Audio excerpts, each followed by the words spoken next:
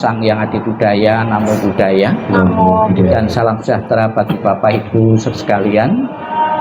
Pada kesempatan sore hari ini kita telah bersama-sama melakukan bakti kepada orang tua yang telah tiada, yang baru saja meninggalkan keluarga besar, ditinggal kematian oleh orang dekat, orang yang sudah berkumpul sekian puluh tahun untuk melepaskan kesedihan, merelakan begitu saja dengan mudah tidaklah gampang.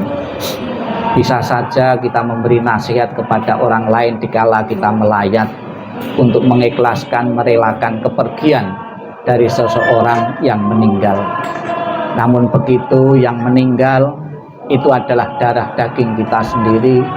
Orang yang sudah puluhan tahun berkumpul tentunya tidak gampang, tidak mudah. Karena dalam pikiran kita, dalam batin kita sudah ada ikatan-ikatan yang sulit untuk dipisahkan. Maka dalam beberapa kesempatan untuk mengobati rasa sedih, penderitaan orang-orang yang ditinggal kematian, Sang Buddha dalam beberapa kesempatan menguraikan dhamma. Sang Buddha mengatakan bahwa akan sia-sia jika engkau meratapi yang mati. Yang mati tidak pernah akan kembali dengan diratapi dengan cara apapun. Justru kalau kita terlalu banyak meratap, menangisi, tidak menjaga diri, tidak menjaga kesehatan, kita pun juga akan mengikuti mati. Maka yang bijaksana adalah segera mungkin, secepatnya kita merelakan, mengikhlaskan. Memang tidak gampang, tidak mudah, saya katakan di depan. Namun kita juga harus belajar dari orang-orang sekitar kita. Di tempat ini, di tempat pengetipan jenazah ini, sudah beratus-ratus, beribu-ribu bahkan orang mengalami kematian dititipkan di sini. Mereka berasal dari keluarga-keluarga. Ada yang suami, ada istri, ada anak, ada adik, dan sebagainya. Pada mulanya memang sulit untuk bisa menerima. Namun melalui proses waktu dan penyadaran bahwa segala sesuatu di dunia ini yang hidup pasti akan mengalami kematian. Semoga dengan kita secepat mungkin menyadari dan mengikhlaskan, merelakan, kesedihan Bapak Ibu akan lenyap, akan berkurang setidak-tidaknya. Tidak perlu dicemaskan dan dikhawatirkan seseorang yang mati akan menuju kemana. Saya yakin semasa kehidupan beliau sebagai seorang ayah telah meluangkan waktu, telah mendidikkan waktu dan kesempatannya untuk mengabdi kepada keluarga, untuk membesarkan putra-putri, anak-anak beliau dengan penuh rasa tanggung jawab.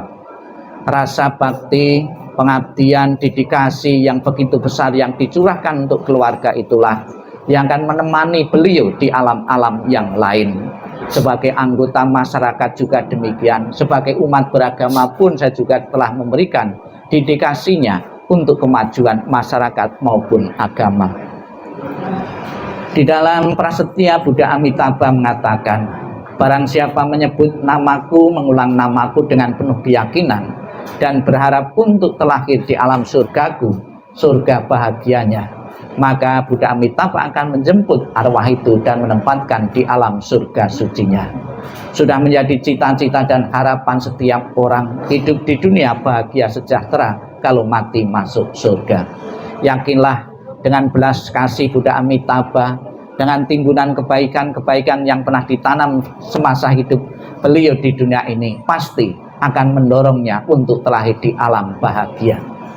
Sebagai seorang anak berbakti, di samping memberikan doa, tentunya juga ada sarana-sarana lain sesuai dengan tradisi sebagai bukti bakti kepada orang yang telah tiada.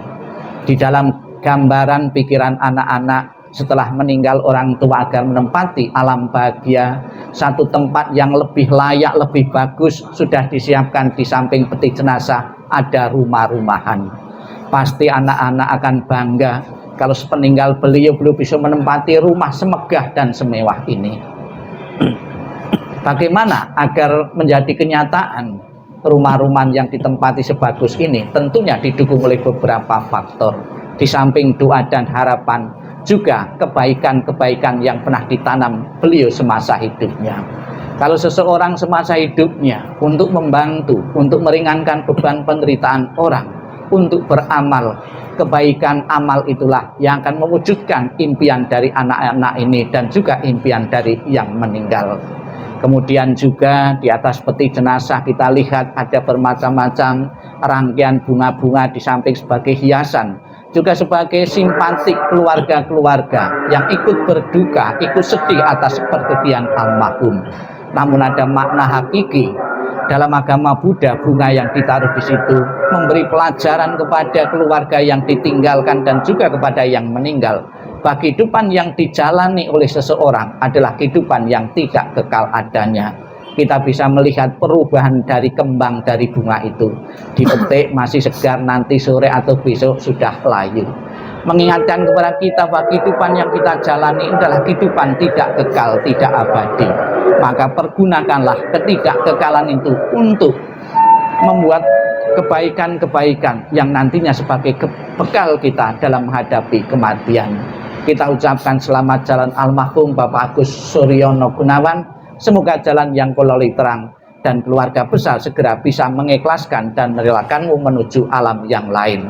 Ditinggal kematian seorang ayah, seorang suami juga pernah terjadi dalam keluarga-keluarga yang lain. Mereka semula sedih, menderita, namun melalui proses kehidupan akhirnya bisa menerima. Sadu, sadu, sadu.